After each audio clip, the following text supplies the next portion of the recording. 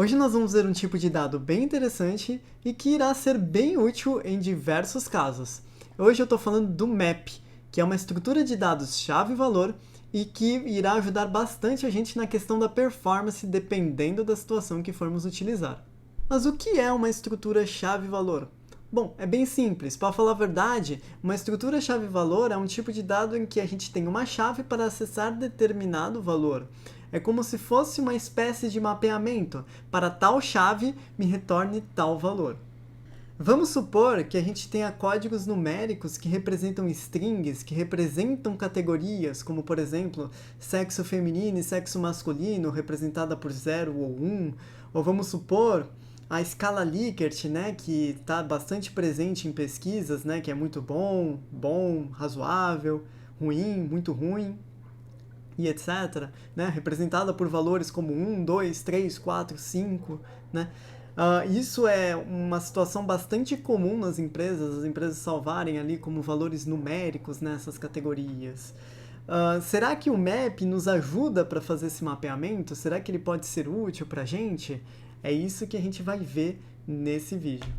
Mas antes de vermos na prática o funcionamento do map, já deixa seu like aí no vídeo e se inscreve aí no canal, que isso ajuda pra caramba esse conteúdo a chegar a mais pessoas, beleza? Seguindo para o conteúdo do vídeo, eu já criei aqui uma classe pra gente chamada map e basicamente a gente tem duas formas de criar um map, né? Quais são essas duas formas? Basicamente a gente tem dois métodos, o map_off e o mutable map_off. E aí a gente pode lembrar até um pouquinho lá do nosso vídeo de listas, né? Em que a gente também tinha lá o list_off e o mutable list_off, né? Qual que era a diferença dos dois? Vocês lembram? A diferença é que o list_off ele era read-only, né? A gente só podia ler o que tinha dentro daquela lista, a gente não conseguia alterar os resultados da lista, né? Adicionar elementos e etc. E no mutable list_off a gente conseguia. E aí a gente traz esse conceito para dentro do map. O map_off a gente vai utilizar quando a gente tem um map em que a gente não vai adicionar novos elementos, né? E o mutable map_off, ele é mutável, né? A gente consegue adicionar novos elementos, né? Então, só para a gente começar a visualizar isso dentro do código, eu vou criar duas variáveis, uma chamada map1, onde vai ser um map_off, né? E aí aqui eu vou trabalhar com string, né? Lembra que o map, né, ele é chave, valor, então a gente tem que determinar qual que vai ser a chave e qual que vai ser o valor, né? Se a gente fosse explicitar o tipo aqui, né, só para mostrar para vocês, mas o Kotlin ele não pede isso, né, explicitamente, a gente tem que colocar aqui, né, o maior menor e colocar aqui quais são os tipos dos dados da chave e o tipo do dado da valor. Primeiro a chave, depois o valor. Então, primeiro vai ser uma chave string e o meu valor também vai ser string. Ou melhor, a gente vai colocar int como chave, beleza? Em que a gente vai começar a trabalhar daquela forma que eu tinha comentado, né? Da escala Likert, ou escala, ou sexo feminino e masculino, né? E etc. Então, beleza, a gente consegue colocar dessa maneira, né? O map_off ali, qual que vai ser a chave, qual que vai ser o valor. E aqui dentro, a gente precisa explicitar qual que é os valores, né? Que a gente já tem, né? De chave e valor, né? Então, eu vou criar aqui um, né? E para a gente fazer essa junção, né, da chave com valor, a gente basicamente vai passar um pair aqui, né? E para fazer um pair, a gente vai colocar a palavrinha to, e aqui a gente vai colocar qual que representa, né? O que o representa, né? Eu vou colocar aqui muito ruim. E aí, da mesma forma, eu vou fazer para os outros tipos de dado. Como eu tinha falado, né, a gente não precisa colocar esses tipos aqui, era só mais para mostrar, caso vocês precisem, em algum momento, ou alguma coisa do gênero. Mas, enfim, vou colocar aqui muito ruim, vou colocar os outros tipos, né? Imaginando que eu estou trabalhando aqui com escala Likert, 1, 2, 3, 4 e 5, né? Eu vou ter o muito ruim sendo o 1, o ruim sendo o 2, o razoável sendo 3, o bom sendo 4 e o muito bom sendo 5. Mas a gente consegue adicionar duas chaves para o mesmo valor? Não, a gente não consegue colocar ah, dois caras ali representando 5, né? Porque se a gente fizer isso, qual que ele vai retornar pra gente, né? Basicamente ele vai retornar ou um ou outro. Agora eu não lembro qual que vai ser a ordem. Vamos verificar aqui. Vou colocar um print ln. Vou colocar um map 1 aqui. Vou colocar um breakpoint aqui pra gente ver. Vamos ver no que vai dar. Executando o código, pode demorar um pouquinho.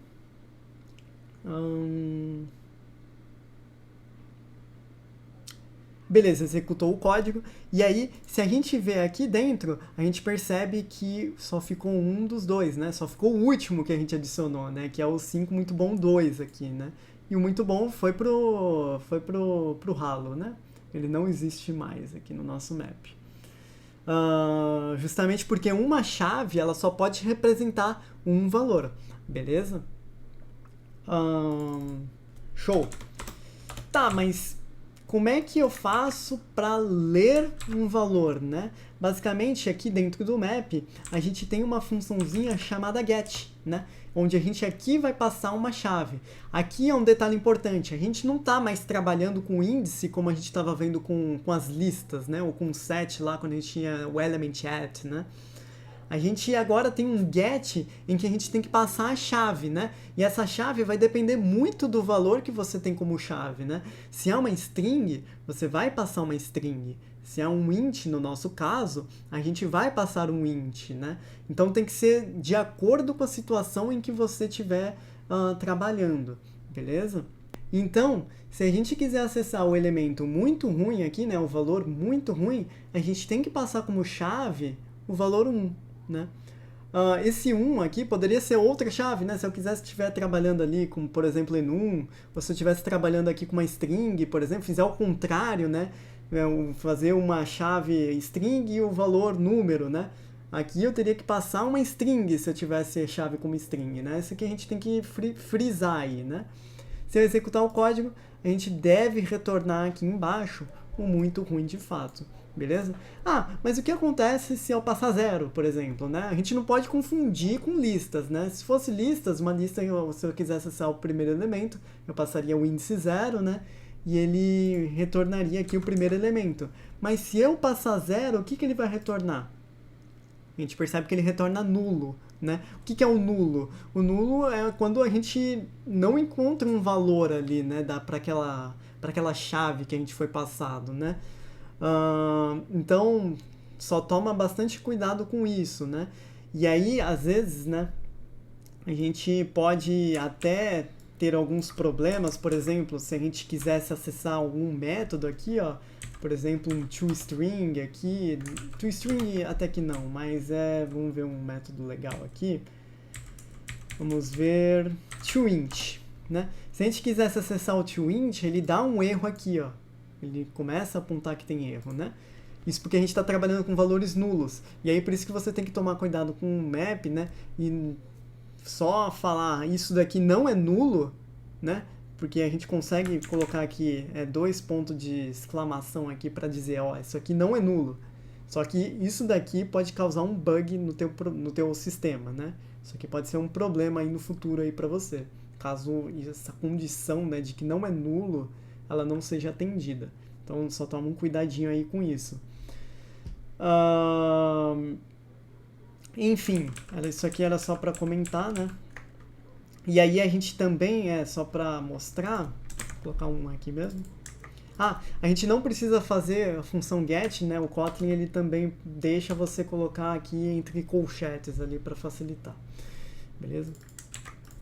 Mas, se a gente fizer aqui map 1 ponto, a gente não vai achar nenhum outro método que indique que você consiga inserir um elemento a mais aqui, né?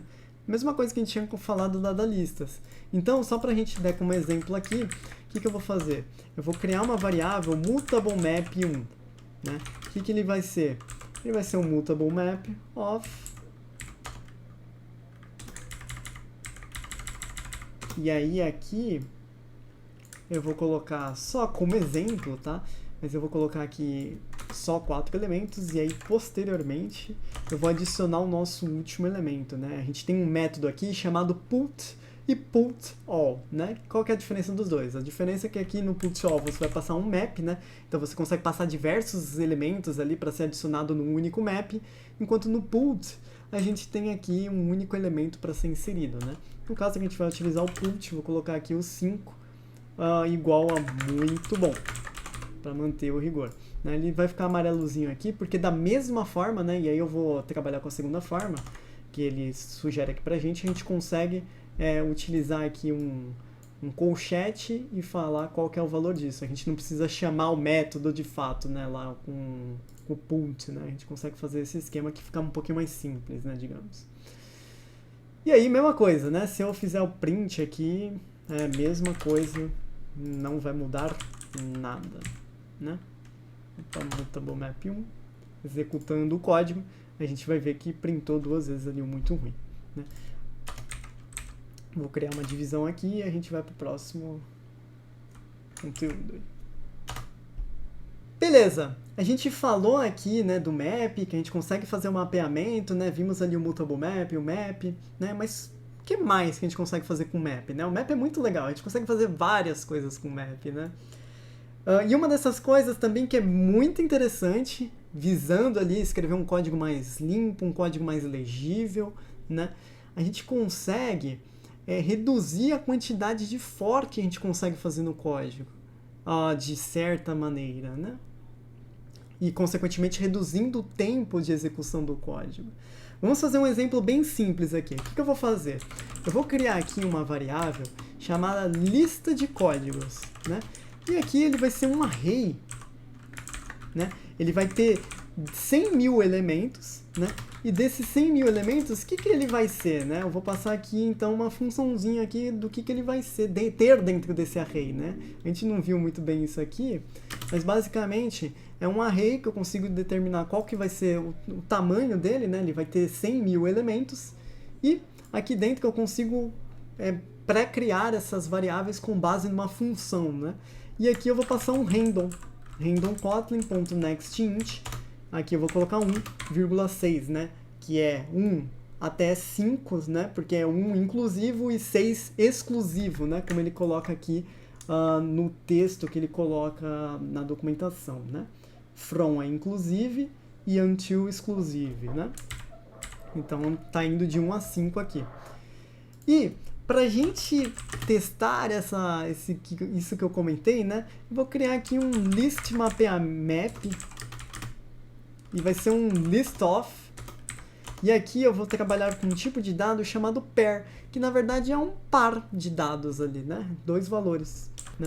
Onde basicamente um vai ser muito ruim. Eu vou copiar e colar isso daqui 5 vezes, né? Vamos ser o 2, 3, 4, 5. Aqui vai ser o ruim, razoável, o bom e o muito bom. Beleza. E eu vou criar um for código em lista códigos. E aqui dentro eu vou criar aqui categoria igual a listmap.find it.first igual código. O que isso quer dizer, né?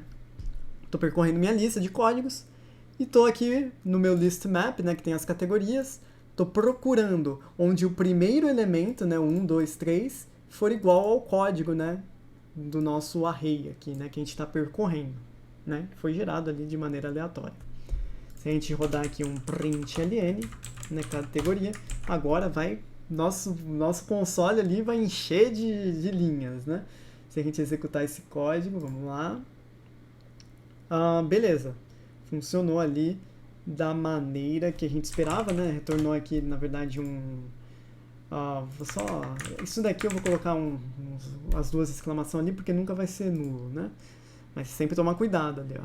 Se a gente colocasse, por exemplo, aqui 7, por exemplo, ele provavelmente iria dar erro, ó lá.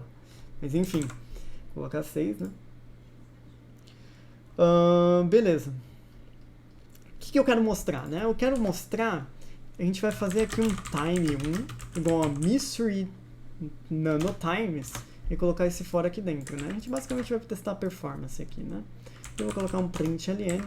Eu não vou nem fazer o println aqui para não encher de log ali, mas eu vou, sei lá, vou colocar um só, sei lá, não vai fazer nada, né?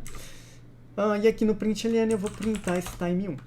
Beleza, feito isso, se eu executar esse código, a gente vai perceber que deu um tempinho aqui, até que considerável, né? O que ele está fazendo nesse código de fato, né? Por que eu estou mostrando isso, né? Tu falou for dentro de for, né, e tal, mas eu não estou vendo um for dentro de for aqui, né? Aí que você se engana. E aí que a gente também tem que tomar cuidado, tá bom? Por que a gente tem que tomar cuidado? Aqui a gente tem um for. Aqui é explícito que tem um for, né? Mas muitas vezes a gente acaba não percebendo, né, que, por exemplo, se eu utilizar um find, se eu utilizar um reduce, um fold e etc., por dentro deles, eles estão fazendo um for também.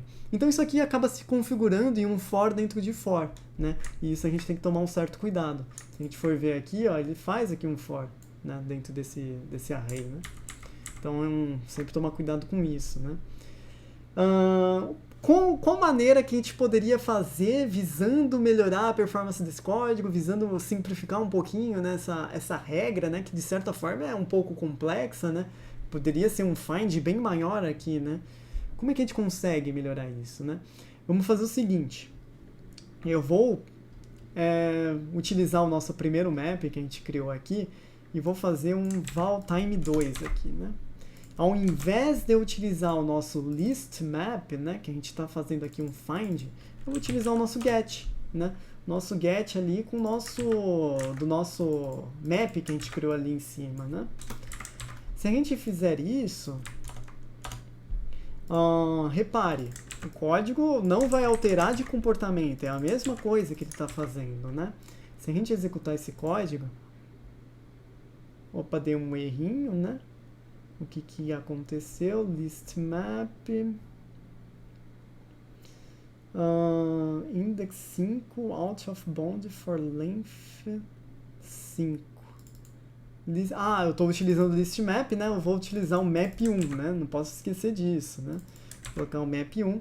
Se eu executar o código agora, olha o ganho de performance que a gente teve e repare como que a gente tirou esse for dentro de for. Agora a gente não está fazendo um for dentro de for, a gente está só fazendo um for e acessando diretamente o elemento através de sua chave, né, do map. Isso aqui é um baita ganho de performance, né? É um exemplo bem simples, mas a gente já consegue perceber seus ganhos, né, com relação à performance do código, beleza? O map é uma estrutura bem interessante, a gente consegue fazer bastante coisas legais com ela, né? A gente fez aqui redução de for, né, para a gente diminuir a complexidade do código, até o tempo do código, né, de execução do código. Ele é uma estrutura chave-valor, né, isso que a gente tem que sempre ter em mente, né, a gente não pode esquecer disso. Mas qual outra aplicabilidade, né? Um exemplo bem legal que também eu não posso deixar de mencionar, apesar de não fazer sentido eu comentar agora, é que a gente poderia construir um cache, né, com essa estrutura de dados, né? Um cache que muito provavelmente o cache ele ajuda pra caramba na performance, né? Um dado que a gente precisa consultar diretamente o banco de dados toda vez e etc. Consulta ao banco de dados geralmente é um pouco mais lenta. A gente vai ver isso um pouquinho mais pra frente, né? E aí, possivelmente, lá pra frente a gente vai conhecer um pouquinho do cache, né? Mas o map ajuda pra caramba na criação, né, desse cache, de fato, né? Esse é um outro exemplo, dentre diversos outros. Eu acho que é uma estrutura de dados que vale muito a pena se aprofundar um pouquinho mais, beleza? Então é isso, galera. Eu espero que tenham gostado do map. É uma estrutura de dados muito bacana, muito legal de se aprofundar um pouco, pode ajudar bastante no dia a dia.